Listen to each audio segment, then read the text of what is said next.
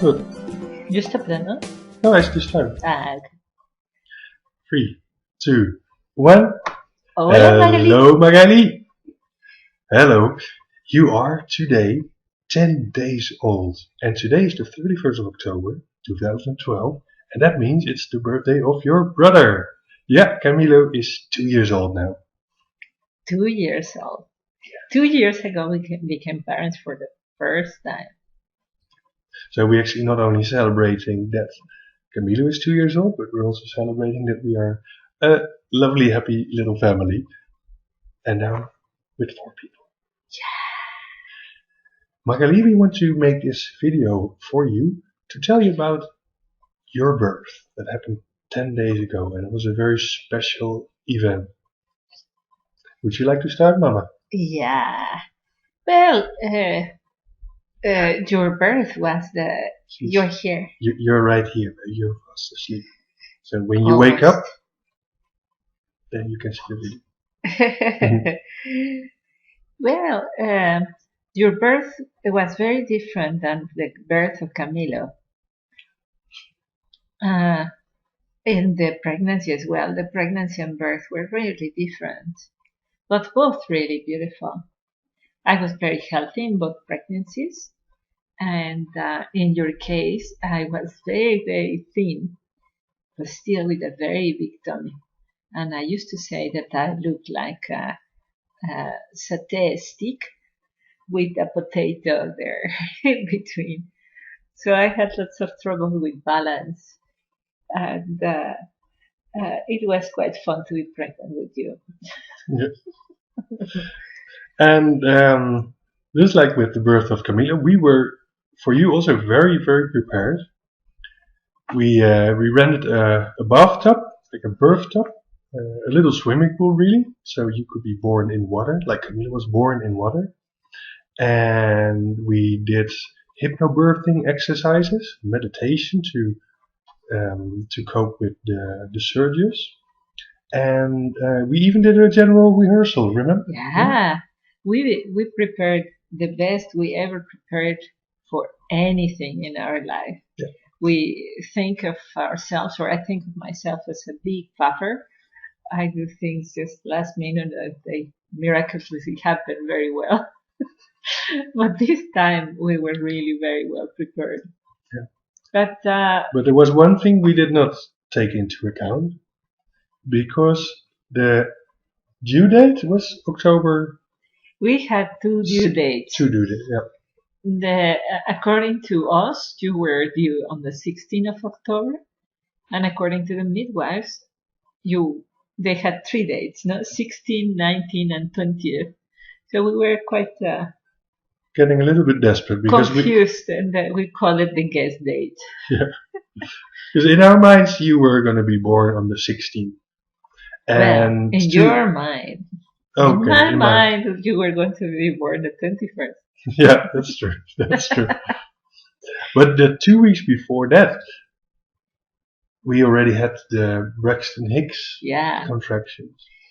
Well, as we were saying that we were very, very well prepared. We were very, very well prepared until one day, but I actually don't have the date in my mind. But 3 days before, we had all the preparations ready. We had a rehearsal of what the surges were. I had a whole Saturday for, I don't know, like 3-4 hours, something very similar to contractions. And I had to go to bed, and they were feeling each other accelerating. And so it was every 12 minutes, every 10 minutes, every 9 minutes. And then suddenly they disappeared. But I was really good 3 hours in bed thinking that maybe you will be coming. And there was quite a bit of anxiety then, because we had one set of clothes for you and nothing else. There was no blankets, there was no diapers, there was nothing else. But you were not born there. No. So after several of those days, and it lasted over a period of 2 weeks. Yeah. Yeah, we were losing hope a little bit. Like, when are you coming, Magali? When are you coming? And you've passed my due date, the 16th, royally. You passed the midwife's due date, the 19th. You passed your the 20th. And then the 21st came, and the whole day, nothing. Oh, but I want to make a note that is something similar of the delivery of your brother. The Saturday before he was born, your father fixed a delicious French meal for us. And the next morning, we woke up and we started all the process of birthing your brother. So I thought that you were going to be born on Sunday, the 21st of October. And your father thought, well, if that is the case, let's do exactly the same. And he fixed a delicious French meal with very similar menu with lamb. It was absolutely delicious, and garlic French soup. Right. it was well. He did garlic soup another day, yeah. But that night was onion soup. Really French style. It was delicious, and we ate all that, and we went to bed without any pain. We spent all night without any pain. We woke up and there was no silence. It looks like you were not coming that day. Yeah. I was very sad. Yeah. So I decided let's go out, get a bit of fresh air, walk around. Maybe that will keep the spirit up. Yeah, and maybe you will come because walking accelerates the birth. Yeah. But the whole day was a bit of a grim day. It was raining a little bit. Yes, no, yes, no. It was grey. It was not cold, but it was crisp. I wanted to go to Artis, to the zoo. And we went by car. And guess what? It was the marathon in Amsterdam. So we couldn't pass by. So we decided that we'll go to the polder in north of Amsterdam. And we did something really funny. We drove with your dad and Camilo drove in the car, and I will walk a little. Then they will pick me up, and we drove a little, and then I will walk a little. And we did that several times in the polder because I so much wanted you to come. And we kind of got lost in north. We didn't know where we were going, and we ended up just by chance where. In the route that your father and I used to follow when we didn't have you both, and for going running. It was such a beautiful sight. We have another video for that for you to see, and you will see my puffy eyes because I cried so much before. I was feeling that you will never come. Yeah. And then, it was the end of the day. We went home and still no sign of you, nothing. Mm-hmm. And, we were, I think, exhausted by all the false alarms of the Braxton Hicks contraction of the last 2 weeks. And 21st, we thought, again, maybe today, but nothing. And instead of having a delicious meal like we had the day before, we decided let's have the worst that we can eat. Yeah, let's have French fries. We go and get some French fries. But in the end, we were even too lazy for that. So we thought, let's make pancakes. Just pancakes. So that's how it started. We were in the kitchen making pancakes. And the game started. Your mother and Camilla were sitting at the table. I was in the kitchen, and then 8:15, something happened. 6:15. Sorry, 6:15. Yes. I started having pains, and it was really similar to the sensations I used to feel. I felt in the last 20 minutes of the birth of Camilo. So really like the end of a delivery. It was really quite sharp. And then 10 minutes afterwards, I felt another one of those sensations. So I told you that I think this is something we have to pay attention. So how long was the time between 1 and 2? He said 10 minutes. So after the second one, I said I just had 10 minutes to eat. So I just shoved in some pancakes and went to bed. I just said the first time when Blanca said that, I thought, okay, this is yet another false alarm, so I didn't pay attention to it. But then on the second search, she said, wow, this is similar to what I had with Camilo. And that for me was like, oh, Maybe this is it. Well, I was also not very hopeful myself. Yeah. I was thinking that it would be another rehearsal and then you come the following week or something like that. And so I went to bed, and Camila was quite concerned about the face of his mother, how I looked, I guess. So he took me very serious. He went to the fruit table and got a big many bananas, and he brought them to my bed to give them to me because maybe with the bananas the pain will subside. We have some photos of that, and you'll see that I am experiencing a surge in that moment, and poor Camilo was really concerned about my pain. Yeah. Very romantic. Yeah. So in the meantime, I stopped making pancakes and just trying to wrap up things here. But I realized, well, this is probably this could be it. And because it was so intense, I thought, well, it's better that Camila goes to bed as soon as possible, because then Blanca can really concentrate on the birthing. So I washed him, brushed his teeth, I put him into bed, read a story, sang a song, and I remember that I was getting a little bit tense, so I read a little bit faster and sang the song a little bit faster. Sleep tight, blah, blah, blah. And Camilo was wonderful because he didn't complain, or he just was very peaceful, and he fell asleep. 7:15, I closed the door behind him, and he was gone. He was asleep. So then you joined me to see where I was. So I kept feeling the sensations, and I didn't know what was the time between them.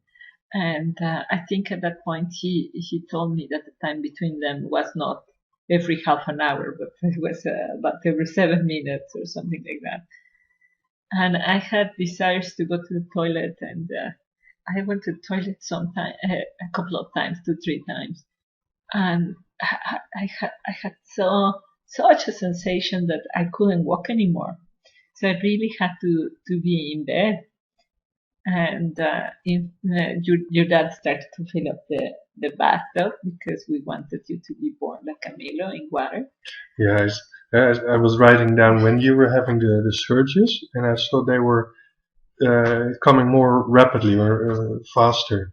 When it started, it was every 10 minutes, and then 8, 7, 6, 5. And I thought, wow, this is going fast, a lot faster as what we've read about.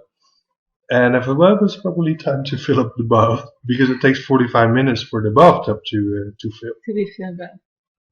They were quite intense sensations, and there was one of them which it kind of surprised me.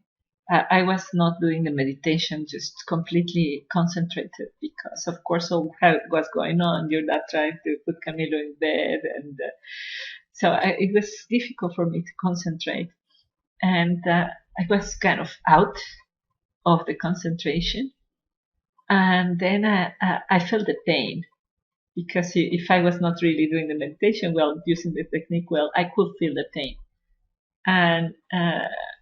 And before with your brother, if I lost it, then I was in the pain. And this time I said, no, I can get back into peace. I can get back into relaxation. And I was able to do that. Even if I lost it for a second, I will get into relaxation again.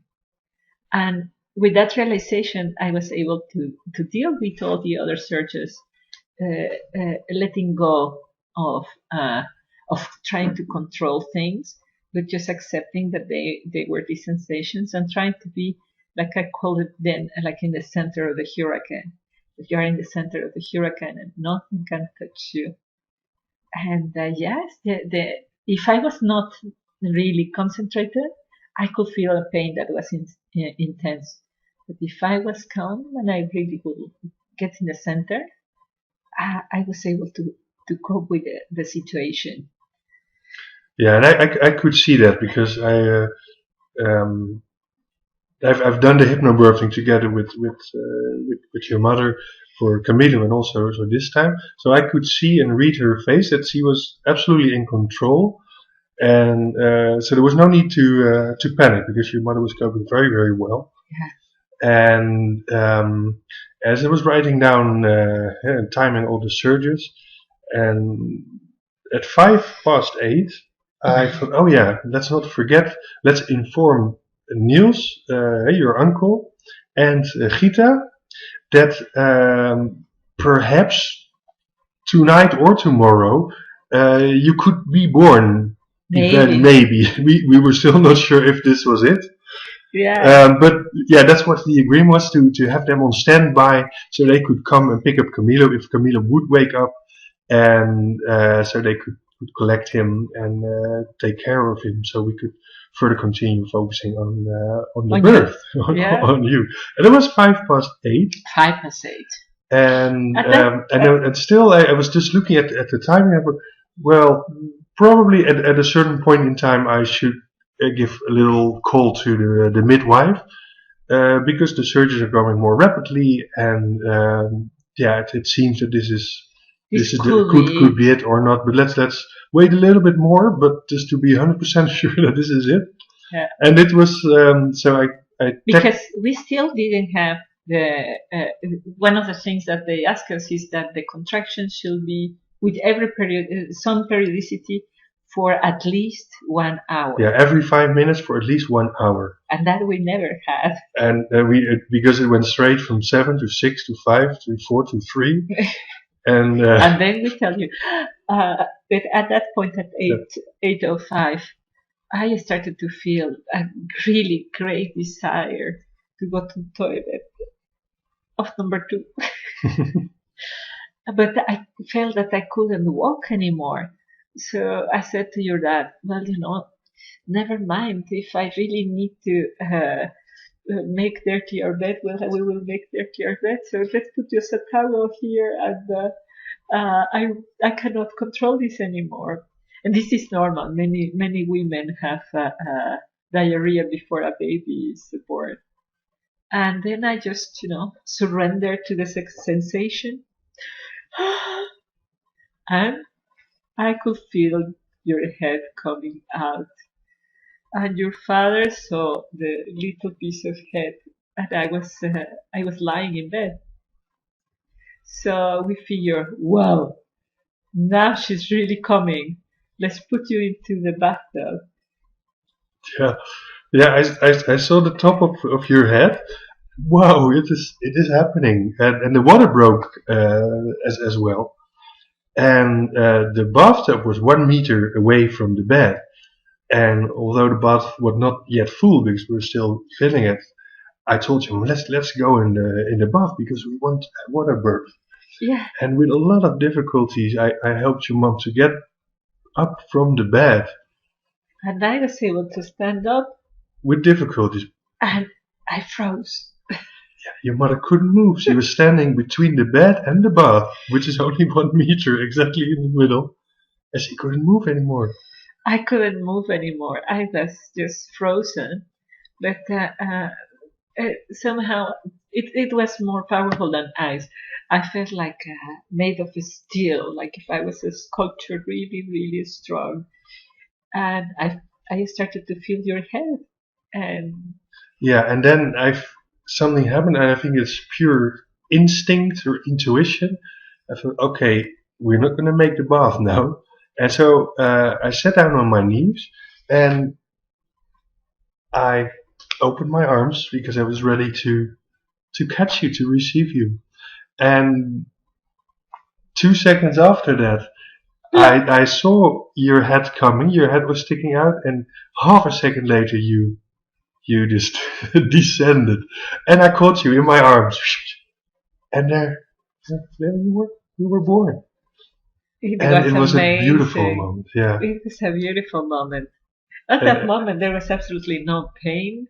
At that moment, there was absolute joy and somehow a shock. I was not smiling. I was really almost crying of happiness, of yeah, surprise, and the fact that really one surge before, I thought I needed to go to the toilet. I didn't yeah, think that you were coming, and that considering that I experienced a delivery before, so mm, I'm supposed to know how things go, but I didn't really expect that you were coming. yeah.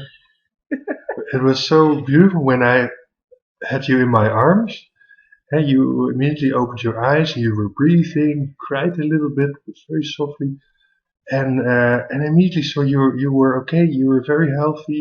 The umbilical cords looked good, and you were alert and yeah, and curious as well. Yeah, And then I looked at you in total admiration, and then I looked up to your mother, and that was also such a beautiful moment when we looked at each other. wow, She's born. wow, It was that easy, and no midwives, no nothing. We didn't even make the bath, and you were born. yeah. The other amazing part is that when your brother was born, uh, after any human being is born, the mother has to also birth the placenta. The placenta is this wonderful organ that filters what the babies get actually in their system. So it's really perfection, nature in perfection that you get the best of the best. So it's like a heart, it's like lungs. It's a wonderful organ, the placenta. And with Camilo, it didn't come just right away. It it actually I didn't like how that went very much. But in your case, it was just so easy. It was like two surges, but it came out just complete, complete, complete. And again, your father is a hero on this one because in the time when he was calling the midwife, when he had the mobile phone in his head, the placenta was born, and it was like an image of a cartoon that he was on the phone and he saw in the split second the placenta was coming and he got it. Yeah. Yeah. And remember, this is happening 8:15. So Yeah, all this happened in those 10 minutes between 8:05 8 and and 5 and 8:15. 8:15. Yeah. And literally 2 hours after we were eating pancakes, you were born. Yeah, And what was funny or interesting, I called the midwife, and it's the emergency number for midwives, and it went straight to the voicemail, and it said, "Yeah, currently busy. Call back in 10 minutes, and please do not leave a voicemail message." And I tried not to tell your mother this, but I was a bit like, that's not what I expected from an emergency number. And a few minutes later, I called again, straight to voicemail. And I was not worried about you, Magali. I was not worried about your mother. But yeah, we were a bit, it was not very convenient. I was on the floor, your mother was still standing, and we were holding you and the placenta. that is a split some seconds before the placenta was born. And that was a bit comic as well because I had you in my arms and your father was on the phone and the placenta was not yet born. So I needed to sit because I was tired of having given birth and I needed to stand because the placenta needed to be born. So you will see me standing, sitting, standing, and sitting, standing, and sitting, just. And your father on the phone. That was really quite funny, Yeah. actually. Yeah. And then I called another number, a doctor's number, Emergency line. another backup line, and then this lady said, "Okay, let me try to call the midwife." And then 2 minutes later, she called me and she said that she also couldn't reach the midwife, but she did leave a message. And yes, I was starting to get a little bit concerned because I'm not a midwife. I could see everything was going well, but yeah, it would be nice to have a little bit of assistance here. But then a couple of minutes later, I received a phone call from the midwife, and she said she was on her way. But I think she arrived around 9 or 9:05, and in all this time, Camilla was still fast asleep. Yeah. And yeah, we wrapped you in towels to keep you warm, Yeah. and you even breastfed. Yeah, her. you got milk immediately. That's really cool. That Yeah. as soon as you saw where food was, you immediately latched into no problem. Yeah. Yeah. And I think around 9 o'clock, I can't remember exactly what time it was, but the midwife came and she rang the doorbell. And your brother Camilo always wakes up when the doorbell rings. So it was not the birthing, but the doorbell. And he was really sweet because he got up and he was in his pajamas with his little teddy bear under his arm. And he just looked around the corner. The baby has been born. And he was very sweet. He went to you and he offered his teddy bear to you. Yeah. You know, there was a comic thing before the midwife arrived. We had this preparation for weeks, and everything was ready in the room. But 2 weeks, not everything would be in the room. So we had a bowl, like a salad bowl, to catch the placenta. But we moved it back to the kitchen. For the pancakes. For the pancakes. So your father had to run to the kitchen to pick up that bowl for the placenta. And in the meantime, I had you in one arm and the placenta in the other hand. So I was sitting on a sports ball, yeah, with baby in one side and placenta in the other side. It's really, really funny. Anyhow, going back to that Camilo woke up. Yeah, and he crawled on the bed and he was very interested to see what was going on. And he saw you, and yeah, the midwife came, and she I cut your umbilical cord together with Camilo. I was holding his hand, and I cut it, and then you were really born. Yeah. So I had to be checked for the potential damage that you could have done to my body.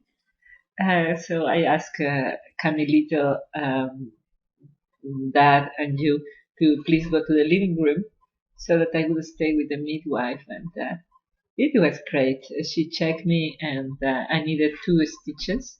So she needed to. I wanted that to happen just she and I. It was great. She did them, and now it's 10 days afterwards, and I feel that they are gone, as good as gone, all healthy and never. It was not painful at all. Not getting the stitches and all the process of getting them healed, and so that was great. But what happened in the living room in the time I was being? Yeah, I was holding you because you were getting a little bit cold, and so I hold you against my body because I'm always warm. And Camilo was also here, and we gave him a box of Legos, the building blocks, and he was happily playing with that. And I was holding you and looking at you, and you were looking back because you were very, very awake and alert. It was beautiful to look at each other's eyes. Yeah, you were very awake and alert from the moment you were born. The moment you were born, yeah. Yeah, that's true. And then the midwife left. And then midwife left, and then we were a happy family. And then, the next day, the family came, and We had a big party here. Yeah, yeah. I think the whole week we've been having the next 10 days we've been having a big party. We had visitors, or we've been just by ourselves. With every single moment has been wonderful of these first days of your life. Uh, yeah, today we went to the daycare of Camilo to bring some. Oh God, I think that just in Dutch exists, tractaties. Some raisins for the classmates of Camilo, and we packaged them in Mumba bags. So that was quite sweet. Yeah. And everybody got to meet you there in that daycare, because it's our intention that you go to the same daycare as he goes. So this is the quick summary of your birth. Yeah. And we love you. Yesterday we saw this experience was very, absolutely outstanding for us. And it's really outstanding for many people because of many reasons.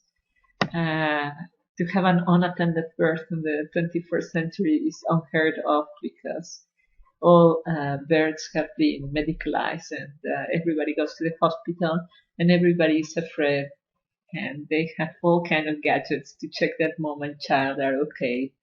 And in the checking and the trying to control is when the mom and child are not okay. And also the dads are not included in the party, even if they want to be included in the party. And this is exactly the opposite how it went for us. Your dad and I were one in the moment when you were born. And if there was a word that was not present, was fear. Yeah. We were absolutely empowered and delighted to welcome you the way we did. And the other part is that today I'm 42 years old, and that's also crazy in this current society that after 35, women are considered old to have children. And as I said, I'm very healthy. I was very healthy before you were born, and I'm very healthy now after you were born. With you're waking up right now, but with Camilo, we follow this route of natural birthing, which is strangely and sadly enough becoming more unique.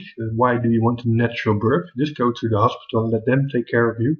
But your mother and I really believe that this is nature. This is how it has been going on for millions of years. And amongst friends and family and just people around us, it is unique and sometimes frowned upon. Like, oh, these are weird people. But we really stuck to it, and sometimes that's tough because a lot of people have a very different opinion. But we stuck to it with Camilo, and that turned out great. And you'll see or listen to the video of Camilo's birth. It was equally wonderful. But with that experience, we had the experience of you, so we knew what to expect, and that made us even more powerful and more serene, and more peaceful. The way you were born, you opened your eyes, you cried a little bit, and then you were quiet and you were just looking around, and that's such a beautiful way of welcoming a child into this world. And this birth, Camilo's birth already triggered it, but your birth is pushing it to another level. Even that, we really want to